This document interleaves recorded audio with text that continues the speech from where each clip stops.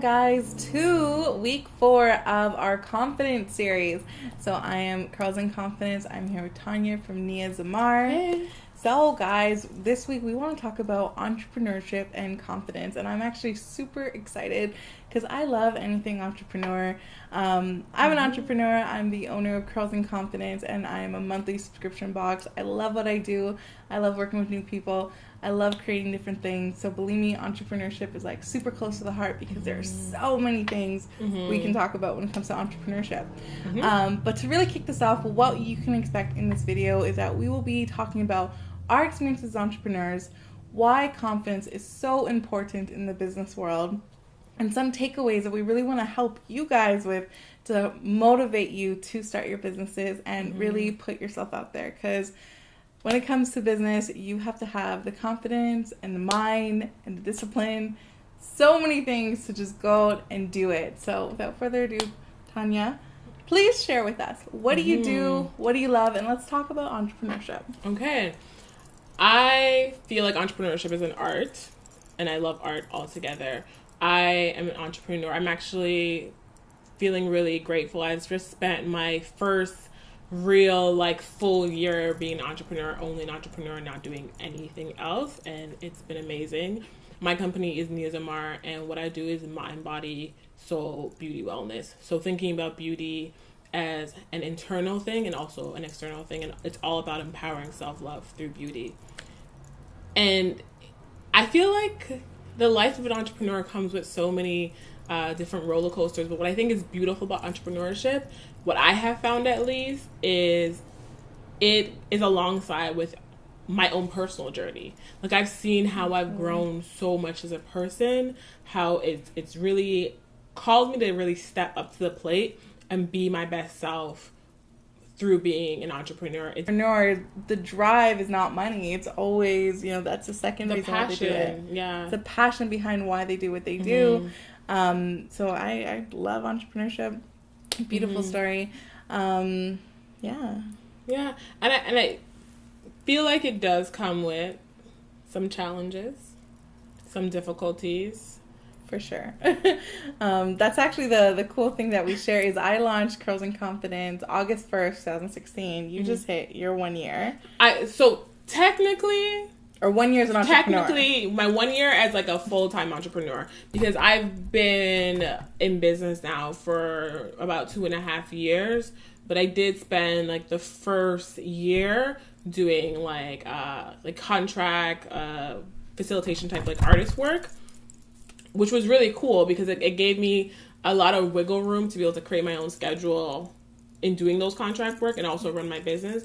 But this is my first year of being 100% no contracts, no other sources of income, so to speak, no other. Okay. For me, I see it as no other distractions, nothing else that has my attention but this is where I'm focusing all my energy, all my thought, all my creative power is in Nia Zamar, and really developing it and growing to be what I feel like it can and will be.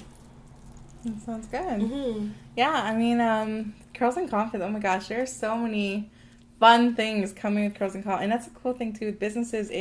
It morphs, whatever you think it is. And I remember that was the first thing I learned when I was writing my business plan, is whatever you think your business plan is now, it's 100% going to change. And that was so true with me. Just my business structure alone changed within the first 4 months. So what I thought I'd be looking at in terms of fixed expenses completely changed, and what I thought I'd spend the least on is what I spent the most on. So there's all those changes. So I think one of my favorite quotes, Robert from the Shark Tank, he wrote a book called Driven, and one of the chapters is embrace the chaos. And it's probably my new favorite line, because as an entrepreneur, you truly have to embrace the chaos, the craziness, just everything that's going to be thrown your way. You're going to have to find different ways to handle it, to react. You have to be flexible. You have to understand, okay, I need to make a decision now, and what's going to be the best long term. So it is a mental game as well as, for me at least, the physical game. There's so much going on at all times. You're constantly keeping up. It's totally a people game. And I think in any business, at the end of the day, you're dealing with people. Yeah. Well, and every business is a people business. It doesn't matter what you do. It's about really building strong relationships, but not just strong relationships. I would say authentic and genuine relationships where you're truly connecting with people on a heart-to-heart level. Yes and no. Yes and no. You know what I mean? Yes and no. Well, I see, like, for you, you are holistic mind, body, and soul. So you have to have that authentic relationship. I would love to have those authentic relationships with every single one of the brands I work with. It's just not always there, and that's okay, right? Like, not everyone can I have those deep relationships with. Especially, like, with me, every month I'm working with a new brand. So there are brands that I've really connected with back in March, and we're still really close. Like, I recently just started fitness classes. That's actually going to be starting next week. So I'm actually super excited. And one of the brands I had featured for March, she is a mom of 4, a wife. She has 2 businesses. One's a skincare business. One's a gluten-free bread mix. And she's a fitness competitor. Oh, very so cool. She is actually going to be one of my guest speakers for my boot camps. Okay, cool. Just to kind of share her experience. Because someone like her, I'm so motivated by. So although, like, we've had this amazing relationship in March, we were still able to carry it through. And then there's some people, you know, I work with ones. It was a great month. Thank you. And it's just business. In your branding, like, you got to say what you mean. Do what you say you will do. Act with integrity. Make sure you're delivering on your words, on your promises, on your commitments, ultimately. And those are what's going to define you and shape you, ultimately, in business, which is amazing. And reputation is totally everything. You know, how you treat that one person will spread. So you always want to make sure you treat every single person, if it's someone who is working for you as an employee, if it's someone who you're partnering with, if it's someone who's your influencer or another brand, everyone needs to be treated equally at all times, because it's ultimately going to come back to you and what you're going to look like to the outside world. And people can usually spot it too, right? Like, when we really come into authenticness, you just know. Like, I did an awesome video with someone, and this blogger DM'd me, and she was like, I love that you guys are so passionate about curls. She's like, I know everyone says love your curls, but you guys are truly passionate about curls, and people can see that. I agree. I definitely agree. I feel like, for me, that coincides with it being connected to, like, who we are as people. And I'm curious from you, like, how does your identity play into your entrepreneurship? What does it look like? How do you be confident as an entrepreneur, specifically walking in your shoes in life? What does that look like? It's a never-ending battle, to be quite honest. It definitely didn't come natural or normal, and it truly was one of those experiences that I really wanted Curls and Comps to happen. It was actually something I've been working on for a few years, dating right back to when I was still at Sephora, and it was slow. And when it happened, it just morphed, and I had to go with it. I was like, this is happening. Let's do it. But in terms of being confident, actually, I was telling Tanya earlier, I was supposed to launch my first box in July of 2016, but I didn't launch it till August. And I will tell you, I was scared shitless. Like, I was terrified of really starting my business, and I actually wrote myself a little note. So, what were you scared of, may I ask? What was the big fear? I was afraid of failing. I was so afraid of putting myself out there, starting this business, you know, going, hey, look at me and look at this big box, and no one wanting it, or just not having enough for the following month, or just ultimately letting myself down. And I still feel that pressure today. It's not like it's gone away. Like, there's still that pressure, like, oh my gosh, what's the next few months gonna look like, or what if this doesn't work, or what if, you know, and there's all those what ifs, and that's when you embrace the chaos, but you also, you boss up, and you're like, this will happen, this will work. And it's constantly trying to find that confidence in yourself, like, okay, I can do this, I can get this done, like, this has worked before, we can do this.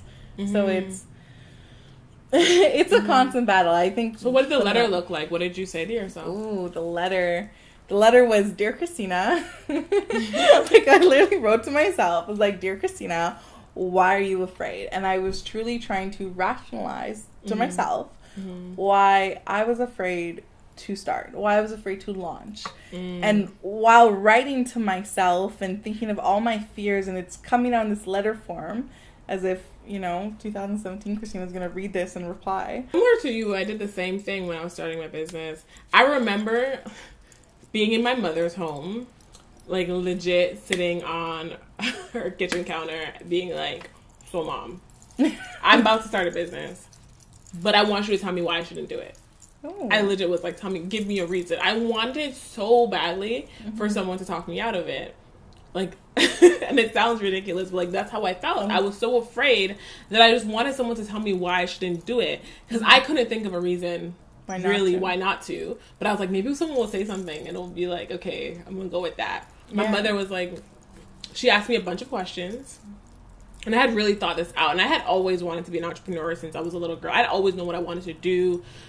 Always. Like, as long as I can remember, I was really clear what I wanted. So she asked me all these questions. And she was like, you sound like you're good. Like, you're ready. Go. And I was like, okay, no. And I called my friend, like one of my closest friends, being like, give me a reason. And she legit said to me, you're looking for a reason not to do this, but there is none. And that's your reason to do it. And I was like, okay, I guess this is it. And from there, the piece about flying, like, I was so amazed at how everything just started falling together. Like, the second I had decided I was going to do it, so registered my business and then started working on my website and all the things, I just decided, and from I decided, everything started to fall into place and happening. And then to this day, almost 3 years later, from that moment of deciding, it's still just happening in all the ways that it comes together. And I'm like, oh, this is, and for me, to be honest, there are days where I feel like I'm flying and I'm like, I can't imagine if that day where I was looking for a reason to be afraid, if someone actually gave it to me, I feel like that would have been so sad for me to at least try, to at least allow myself. There's this quote I heard recently. I was watching this video with Jada Pinkett Smith, and the quote was, I might butcher it a little bit, but the quote was something along the lines of a father saying to a daughter, I won't take away the privilege of you being allowed to make a mistake. And I feel like that comes with it. That doesn't mean, in flying, doesn't mean I haven't made mistakes. It doesn't mean I haven't had things along the way of this journey of entrepreneurship where I was like, ooh, I could have done it like that. But that's the beauty of it, is constantly innovating and constantly feeling like, how could I grow? How could I evolve? How could I do this better? How could I do this differently? And I feel like going back to the piece for me around identity, there's these ideas of like, well, because I'm really young, because that was one of my reasons. I was like, well, am I too young to do this? Yes. And I was like, am I too young? I'm a woman. I'm Black. There's all these things I was thinking of, like, that would be barriers and obstacles of why this would be a challenge for me. But I have found for myself that has become more fuel for me to want it more, for me to want to go harder at it, but also for me to create something that's really unique and for something that's really special. Because my decision to do something that was specifically for folks that I felt like were not represented in mainstream beauty came from my experiences of mainstream beauty. And I feel like sometimes we are looking for that thing that seems like a barrier to be the reason why we're afraid, but really that's the thing that should like fuel us and see why we're special and why we have limitless possibility of how we could do something different, how we could like completely change an industry, and how we could like, you know, like push back against how we, exactly. Ooh, because sometimes these things are not actually barriers. They're there to lift us and help us think differently and see things from a broader perspective. Completely. And I think that was the common thing we share, is we both wanted permission. It's like we didn't have that enough for ourselves. So it's like, you have to find it. You have to find that within yourself. So ultimately that's what we want you guys to know is, you being an entrepreneur, we're all scared. We're all indecisive. We're all, but that's where you make that decision of being almost average. And I hate to say it like that, but you know, being safe, working the safe job, the one you hate, but you know, you'll make your pay, you'll make your hours, you know, but you're bored. Like, what have you been gifted with? Yeah. And how are you utilizing it? And that's something you want to know when you enter business. You're entering it because you have a strength in something people need, something people are going to work for and pay for. And so for me, I know naturally it's being creative and creating. And that's one of my strongest strengths. So like with you, what do you feel like you're gift is? I feel like my gift is, one, being an artist, being creative. I've always had a very creative mind to be able to see something and be like, ooh, there's a problem here. How could I solve it in a creative way? That's definitely one of my things. And people. I feel like I've always just felt like I could connect with people in a real heart-to-heart place, and which allows me to see them, like really see them past like the facades and everything, and like see who they really are. And I think we all need to be witnessed and seen, and I feel like those two things come together for what I've created with Mia Zamar. Do you have any, like, that one client or that one person that just made you go, this is why I do what I do? I actually say this all the time. I feel really blessed because I've worked in salons. I worked in salons for like 8 years before starting my business. And I know that sometimes folks are actually like not fully in love with their clients. But I feel really blessed that everybody who comes to me now, I'm always amazed. And I literally, I love them all. And what I mean by that is our sessions are so deep and intense, and people cry in my chair, and I feel like they let me see the most vulnerable parts of their heart. So I want to be like, there's this one client that gives me that, but but honestly, in the hardest of times and doing what I do when things are really a struggle, I get to think about a multitude of clients who affirm for me. Like, one of my clients was saying, she was new and she was like, oh, I came here because I got a reference because someone told me that they come here and it's like spiritual renewal. And that, I was like, this is what people are saying? I was like, so... You're like, yes, I'm not just prepared, I'm a spiritual renewal. You heal people. I think ultimately your gift is that you heal people. You're doing so much more than just the basics. Like, you're not just saying, okay, come sit in the chair, let me go. You're saying, let's talk. Let's look deep. Let's dive deep. Let me find your inner beauty, and let me show you what that looks like. That's what I think. Yeah, thank you. And I ultimately feel like, going back to what you were saying about like figuring out what a person does innately, I ultimately do feel like it was a gift. It's something that I was born with, and I'm so thankful that I was guided to figure out a way to use that gift. But I think we all have that. We all have a purpose, something that we were born with innately. We can just do it. And it's about figuring out how we can do it in a way that we love, but also in a way that like allows us to get paid to do it. So, because it's real. Love what you do. Exactly. You want to love what you do. Like, there are some days I'm not going to get paid for certain things, but I just know I'm going to enjoy it. And I know my business will profit from it. And I know it's adding value to my company, to my brand. So it's not that you look at it like when you go to work, you're thinking, okay, I'm going to work and I'm going to be making X amount of dollars for my 9 to 5. But when you're an entrepreneur, you're more like, I am getting up today to go do X, Y, and Z. Probably spend this amount of money I may or may not ever see because I genuinely want to. Agreed. So for you, what would be your 3 takeaways? Like, what would you say you do, maybe a weekly, daily, monthly basis, that really keeps you going in terms of having confidence as an entrepreneur? Ooh, that keeps me going. I feed off people energy. First off, I'm a total empath. I feed off other people, and keeping yourself in that support system where it's other entrepreneurs and people that just keep going and keep hustling, and they have that relentless drive. Like, I'll actually tell you a story. Back in May, I went to one of my first hair, I guess you can say meetups or expos, and it was from one big brand, and I was with one of my good friends, and he was actually having his show coming up soon. So when he showed up to this hair expo, and I mean, this was at the Holiday Inn. It was a beautiful place. It was like $60 per ticket. It was a big event, but it was more of a seminar. Maybe that's what it was more of a seminar. Okay, right? cool. This man different. shows up. No, this is a good story. This man shows up with a stack of flyers and another stack of business cards, and I'm just there, like, I'm just like, hi, I'm Christina, I'm Crossing Confidence, like, I can be a little soft some days, and this man is standing at the entrance, and anyone who was walking through was like, hey, I'm so and so, I'm having a show next week, I want to see you there, tickets are da-da-da, like, just that hustle, that drive, he wasn't stopping. And it's kind of dying down now, and I'm about to head out, and he goes, where are you going? I'm like, I'm gonna go. The seminar's done. And he's looking, he's like, no, you're not going nowhere. He's like, where's your cards? Like, he put me on the spot that second, and he was like, you better go put yourself out there. And actually, when I got home, he called me and he was like, what happened? Like, he's very forward. He's like, what just happened? I'm like, what do you mean? And he's like, where was your drive? Where was your hustle? Like, he was almost angry for me. And I'm like, listen, I was actually just a little off that day. Like, you're just, you're not really feeling it. Yeah. That wasn't okay with him. He's like, there's no timeouts. There's no breaks. There's no, so, I know that's kind of that longer story, and I almost resented him in that moment, but looking back now, I'm like, I'm happy that I had that person to tell me I wasn't putting 100.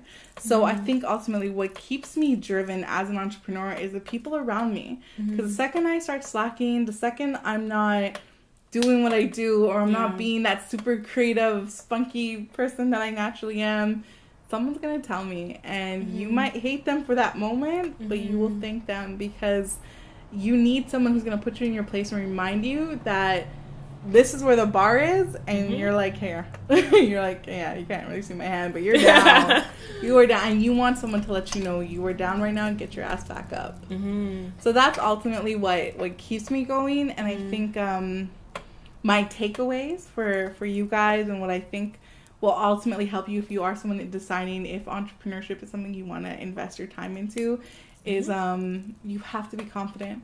You have to find that permission within yourself, something I just discovered is totally normal for us to feel. You need to find that permission and give yourself the permission to say, let me try. Yeah. What's the worst that can happen?